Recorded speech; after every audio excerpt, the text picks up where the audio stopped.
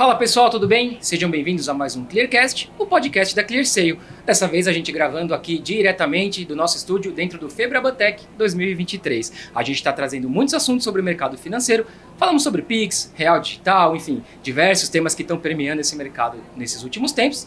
E o nosso tema de hoje vai ser como aumentar a sua base de clientes dentro do mercado financeiro. Prevenção de risco, inovação, tecnologia e tudo que há de importante para mover o ecossistema digital. Fique ligado porque está começando Clearcast, o podcast da ClearSale. E para falar comigo sobre esse tema, eu tenho aqui o Rafael Teles, que é gerente de Growth do Banco Carrefour. Rafa, um prazer ter você aqui com a gente. Vou pedir para você se apresentar rapidinho para o pessoal e depois a gente segue o nosso papo. Obrigado por aceitar o nosso convite. Primeiramente, quero agradecer a ClearSale pelo convite. Acho que o evento está incrível aqui, o tamanho da dimensão que isso aqui traz pra gente, né? Me apresentando um pouco, eu sou gerente, como você mesmo comentou, eu sou gerente de Growth hoje dentro do Banco Carrefour, né? Hoje eu também, embaixo de mim, eu tenho toda a operação de crescimento da nossa base de cliente.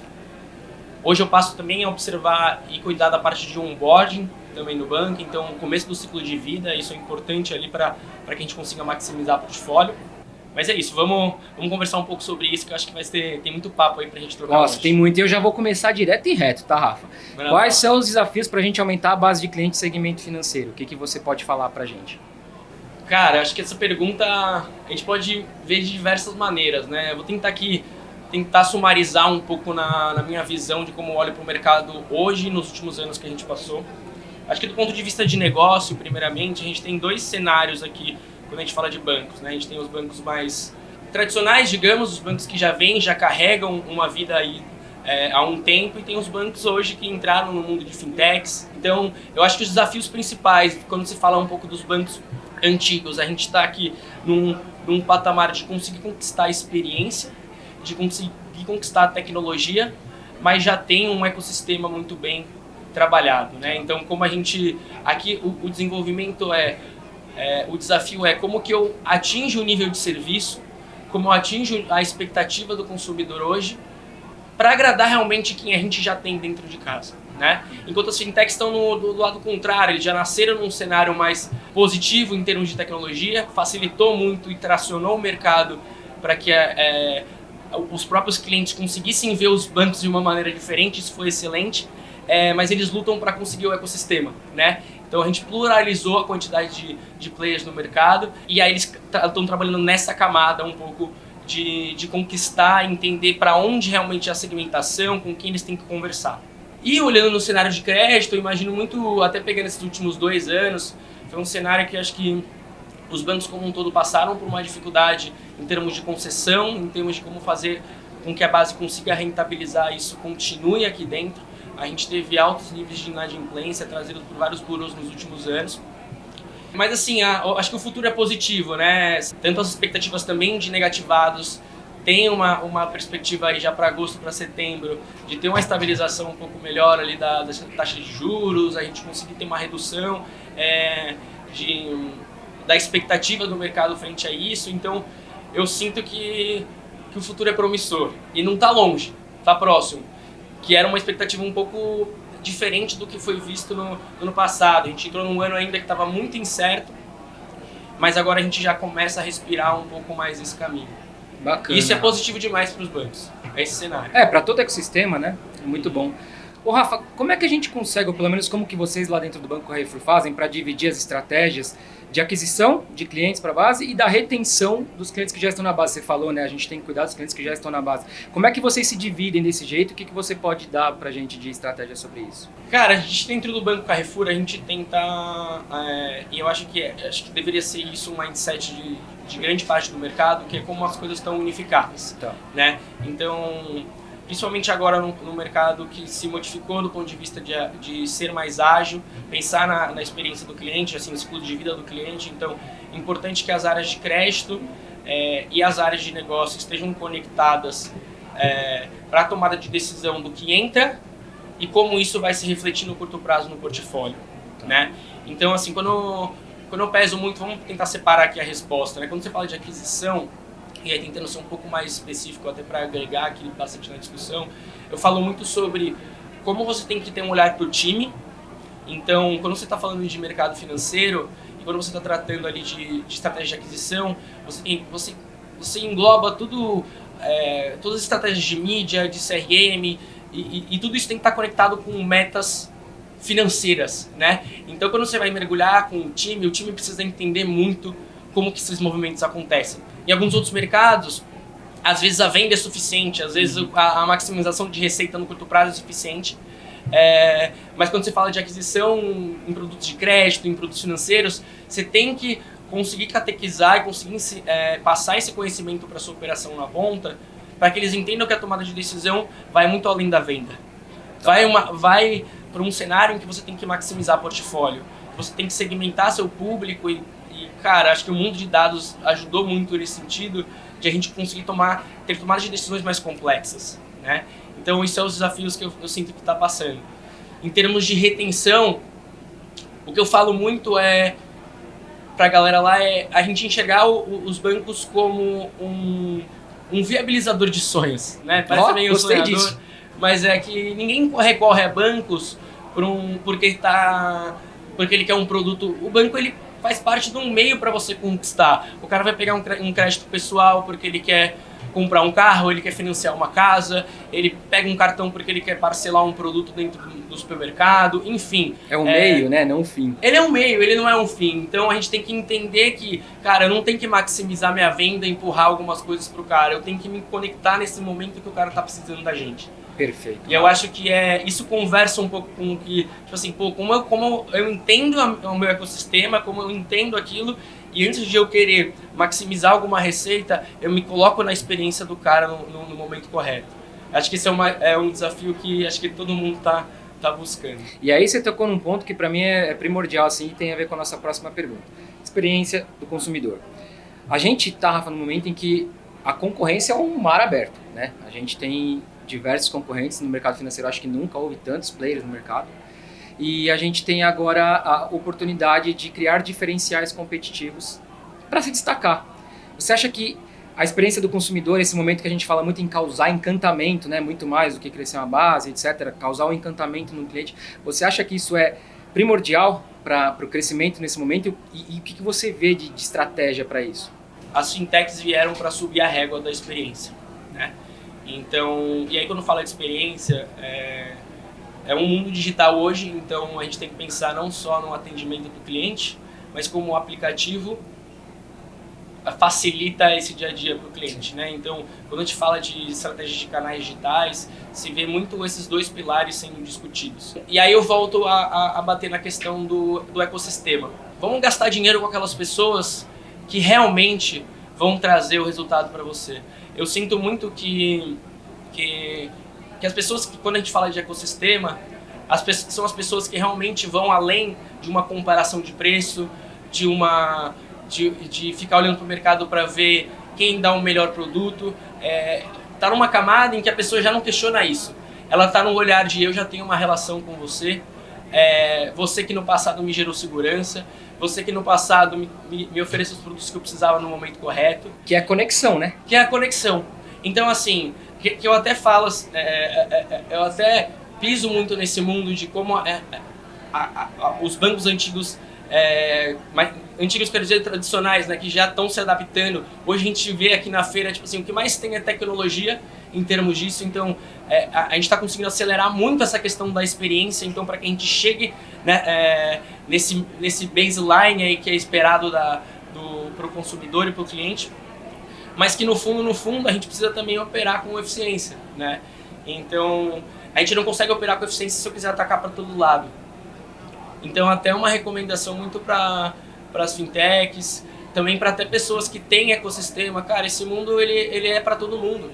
Eu até comento que eu acho que futuramente eu sinto que assim, influenciadores vão acabar entrando nesse mercado de crédito, porque no fundo o que importa é o ecossistema. Se esse cara ele tem uma base de pessoas fiéis, tecnologia e parceiros de tecnologia é o que não falta. E aí tem um bom gancho para a minha próxima pergunta, porque afinal de contas a gente está no Febraban-Tech. Você tem visto, Rafa, alguma questão de novas tecnologias ou alguma ideia de inovação que seja aplicada especificamente para crescimento de base de clientes? O que você tem visto nesse evento sobre isso? Cara, um primeiro ponto que eu acho que é importante ressaltar aqui, e aí eu vou defender também a minha visão aqui, porque eu Claro, sou uma pessoa muito de dados, né? Então, e como a gente comentou, a gente já passou desse nível de maturidade. Então, é importante que acho que as empresas hoje, que os bancos hoje enxerguem a relevância da tomada de decisão nesse nível de detalhe. E que hoje existe uma dificuldade muito grande para se criar a base dessa estrutura, né? Então, isso olhando para a tecnologia dentro de casa. Porque eu sinto muito que, por mais que os parceiros eles se conectem para trazer personalização e segmentação, quem vai conhecer seu cliente mesmo é você, né? Então, é importante que as lideranças enxerguem que isso é importante ser investido. E hoje já traz resultado, né? Tem muitas fintechs aí para provar isso. Mais uma outra solução que eu queria até destacar, que eu estou começando a me conectar mais agora, são plataformas que eu achei muito interessante para ele conectar muito à frente, que é o que a gente está chamando hoje ali de plataformas de marketing conversacional humanizada de alta escala, né? O que é esse nome tão grande, né? Nada mais é do que, para mim, a visão do chatbot 2.0, da maneira mais inteligente, em que a gente consegue conectar uma AI tanto na tomada de decisão de quando eu vou conseguir direcionar como eu tenho que abordar aquele cliente, como na própria conversação, e como isso gera insight qualitativo para o time, né? Que eu acho que são coisas que, com o avanço do Big Data, o qualitativo vem perdendo um pouco o espaço. E eu sinto o quanto isso ele é importante para uma plataforma dessa, além de melhorar a conversão, além de eu conseguir entender, não só em termos de aquisição, mas em termos de portfólio, ela também tem capacidade de te dar insight do porquê o cara não está gostando, não está ativando seu cartão, não está conseguindo rentabilizar, não tá tendo frequência dentro da sua base. Então você consegue, para mim é linda a solução, porque ela toca todos os pontos, ela resolve o problema de conversão e ela traz insight, sabe? Então são frentes ali que eu gostaria de começar a ver mais um pouco no mercado e ver como isso responde. E com escala, né? Eu brinco que nunca foi tão possível a gente pensar em hiperpersonalização em escala, né? Que antigamente era um negócio meio incongruente, né? Eu costumo dizer bastante isso. Rafa, já indo para a parte final agora do nosso episódio, eu queria te fazer uma pergunta sobre métricas, né? Quais indicadores você costuma acompanhar? Você falou de eficiência, né? Para saber se você está tendo sucesso, tanto na aquisição de clientes quanto na retenção. A gente tem as métricas que hoje já meio que de padrão de mercado, né? Então, acho que é meio comum para todo mundo a gente acompanhar ali dentro da aquisição a volumetria em que a gente coloca para dentro. Quando a gente fala de produtos de crédito, é importante que esteja sempre conectado com a decisão de risco. Então, cara, a gente está trazendo um mix que é agradável para dentro do apetite, né? O onboarding ali, curto prazo ele está respondendo, a ativação está vindo, a frequência está vindo, o ticket médio está vindo, enfim, né? São coisas ali que estão conectadas com a experiência não só do cartão de crédito, mas qualquer produto de crédito que é importante, né? Mas também, como eu trouxe antes, né, tentando trazer até um nível mais aprofundado, que acho que é importante para a discussão, para a gente levar para um outro patamar, são coisas que a gente leva dentro desse mundo de Big Data, né? E que eu traçono muito com o time. Na visão de aquisição, pensar um pouco diferente aqui, tem uma métrica que eu estou traçonando muito com o time para que a gente olhe isso mais com mais proximidade, né? Que isso seja algo de tomada de decisão.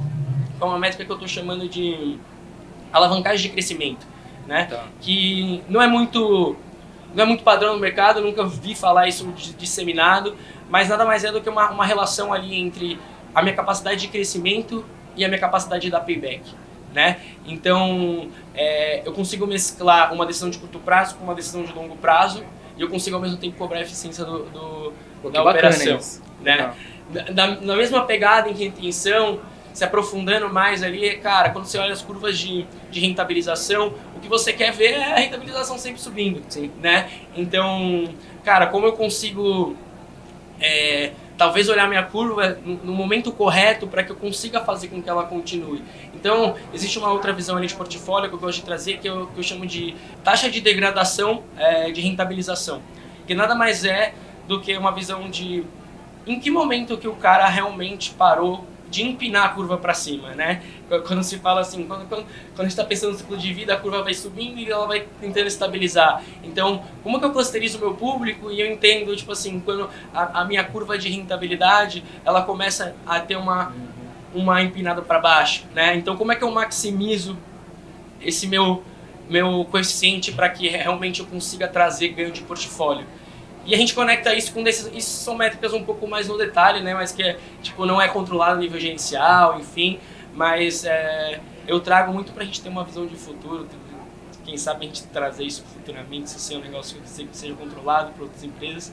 Porque eu acho que a gente começa a tomar decisões um pouco mais em alta escala, que eu acho que é importante. O que você está achando do evento? O que você leva de aprendizado para casa desses 2 primeiros dias? Olhando para o evento em específico, o que eu consigo tirar mais de valor, né? Eu, como gerente de negócios, eu preciso olhar para dentro de casa. E às vezes, quando você está dentro de casa, você tem os parceiros que já são de longa data, que isso é importante. E a gente olhar aqui as tendências de mercado, como os novos entrantes, eles vêm para desafiar os anteriores. E não muito num cenário de, eu quero encontrar outras opções, eu quero fazer a mudança. Eu acho que é muito para provocar aqueles que a gente já tem confiança, né?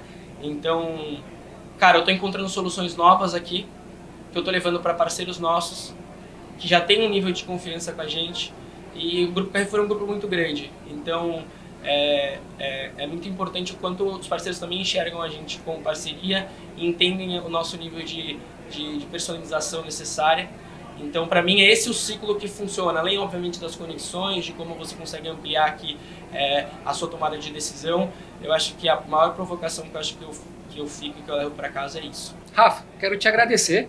Prazer ter você aqui com a gente. Chegamos na parte final, porque isso daria papo para muitos episódios. Enfim, espero te encontrar em breve em outros conteúdos. Vou deixar um espacinho para você se despedir do pessoal, mas foi um prazer. Felipe, foi um prazer. Gente, espero conseguir participar novamente em outras oportunidades. De novo, muito obrigado, Felipe. Foi um prazer. E pessoal, não deixem de acompanhar, a gente está gravando outros episódios aqui no Febrabatec, então vocês podem acompanhar pelas nossas redes sociais, que a gente sempre vai estar divulgando. E se vocês quiserem mandar alguma sugestão, crítica, comentário, é só mandar um e-mail pra gente no comunicação@clear.seio, sem cedilha e sem acento, tá bom? Até a próxima, pessoal. Tchau, tchau.